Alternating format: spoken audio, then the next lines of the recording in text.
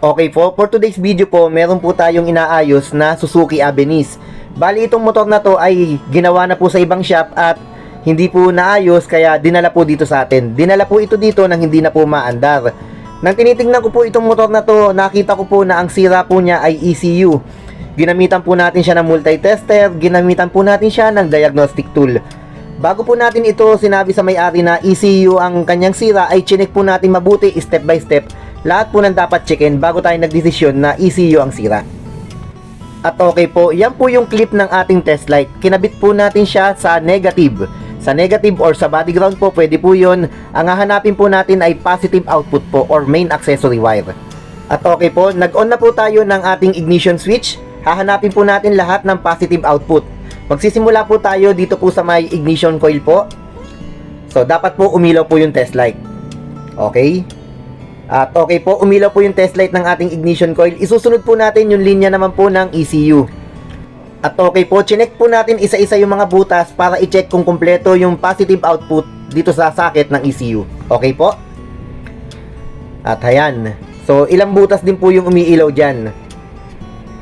Okay, so klarong-klaro meron siyang positive output. Ngayon naman po, ililipat po natin yung ating test light sa positive naman po. Ang hahanapin naman po natin ay negative. Negative output naman po sa linya po ng ECU. So, hindi pwedeng positive lang. Kailangan may negative output po yung ating linya po ng ECU. Okay? At okay po yan. Susundutin din natin siya. Ima-manual check natin siya. Hahanapin po natin yung mga linya po ng negative.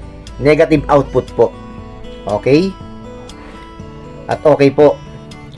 Ngayon, ito po yung ating ginagamit na continuity tester po. So, i-check niya kung merong putol na wire. Pagka kinabit mo yan sa magkabilang dulo ng wire at hindi po umilaw, ibig sabihin may putol na wire yun. So, nasanay po ako na gamitin itong device na to bilang continuity tester dahil yung ating multi-tester po, sobrang taba po nung kanyang pansundot. So, mabubusalsal po o lalaki po ang butas ng socket ng ECU pag yan yung ginamit. Hindi po kagaya dito na payat, kaya yun po yung ginagamit ko. Okay? Una nating i-check yung linya po galing sa ignition coil papuntang ECU naman po. Yan. Pag umilaw po yan, ibig sabihin buo po yung linya, walang putol. So, ganyan po ang pag-check. Okay? Pagkatapos naman po, dun po sa may kabilang side po. Tutusukin din po natin yon. Dapat umilaw po yung ating continuity tester. Pag umilaw po yan, ibig sabihin good. Ayan po, nakikita po ninyo umiilaw po. Ayan. Dahil kung meron po yung putol na linya, hindi po yan iilaw. Ayan po, umiilaw po. Okay. At okay po, ayan po. Chinecheck po natin mabuti. Ang kulay po ng wire na yan is solid green po. Ayan. Kulay green po siya. Yan po yung linya ng ECU to ignition coil. At okay po, ang susunod na wire na i-check natin is yung linya po ng pulser papunta po sa socket ng ECU. Ang kulay po ng wire is kulay blue na may guhit na puti po. At okay po, ito na po yung socket ng ECU at nakikita po ninyo umiilaw po. So, ibig sabihin, yung connection po nila mula pulser papunta po sa socket ng ECU is okay po. Kaya, nakikita po ninyo, umiilaw po yung ating continuity tester. Okay po, ito naman po yung kabilang linya po ng ating pulser, kulay green na may guhit na dilaw po. So, i-check din natin yan, papunta naman po dito sa socket ng ECU. Dapat po, konektado din po sila.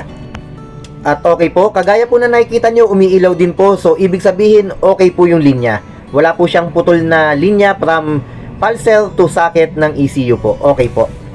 Goods na goods po yung kanyang linya. At okay po, bukod po sa chinek natin yung wiring o linya po ng pulser, yung mismong pulser po, chinek din po natin kung okay po siya o kung nasa good condition po yung mismong pulser. At okay po, ang reading po niya is 245 po. May mga naayos po ako na unit na nagre-reading po ng 285 pataas. Iyon po yung mga nag-hard starting na. At meron din po pala akong ginawa pang isang test dito na hindi ko lang po nakuha na ng video. Ginamitan ko po na multi-tester yung kanyang ignition coil po at okay din po yung kanyang ignition coil. Yun nga lang po mga bossing, sa kasamaang palad, itong motor na po na ito ay ipinul out po sa atin dito sa ating shop dahil wala pong budget si bossing para sa pambili po ng ECU. Medyo may kamahalan din po kasi ang ECU ng Suzuki Avensis po. So, wala pa daw pong budget kaya hindi mo na ipinagawa ni bossing. Pero confident po tayo na sa lahat po ng ginawa nating test ay ECU po talaga ang sira. Okay po? Maraming salamat po and thanks for watching po. Salamat po and God bless po sa ating lahat. Salamat po.